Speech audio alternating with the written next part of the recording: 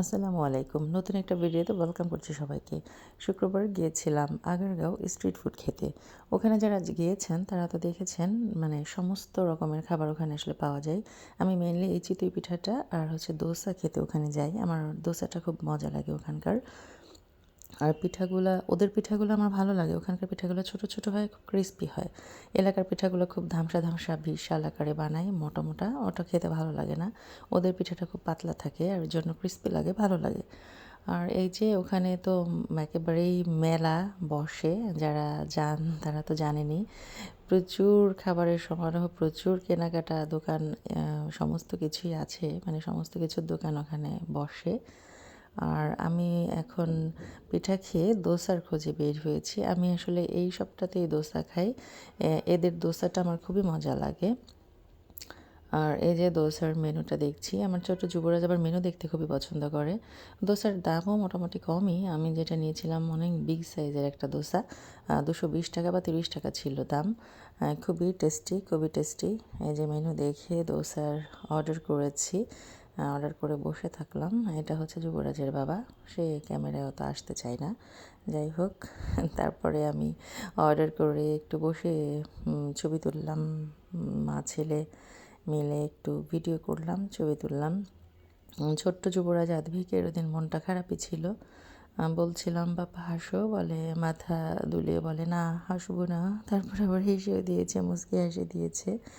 তারপরেই তো আমাদের দোসা চলে এসেছে। খাবার সামনে নিয়ে এই যে বসেছি। দোসাটা আসলে অনেক বিগ সাইজ। আমি ভেবেছিলাম প্রথমে খেতে পারবো না, পরে খেতে খেতে দেখি যে না, এত ইয়াম্মি, এত ক্রিস্পি, খেয়েই ফেলেছি। দোসা আর পিঠা খেয়ে অলরেডি আমার পেট ভরে গিয়েছে।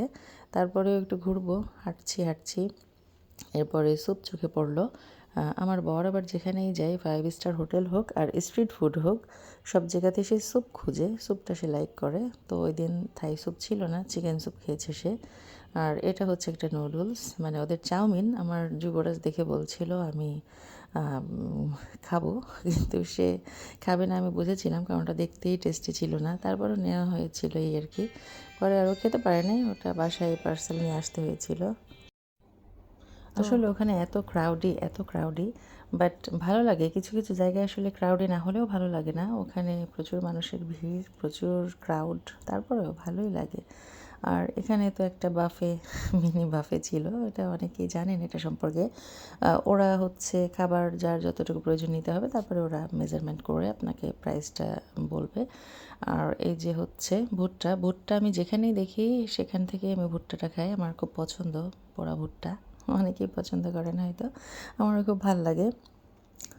আর ওটা খাওয়ার পরে আসলে পেট অলরেডি আমার ভরে গিয়েছে। তারপরেও আসলে হাঁটতে হাঁটতে অনেক কিছুই খেতে ইচ্ছেও করে, মানে পেট ভরা বাট ইচ্ছা করে। পরে একটু কাবাব খেয়েছিলাম, লুচি কাবাব। তারপরে ওখানে বাচ্চাদের জন্য আবার 2-1টা রাইডও আছে।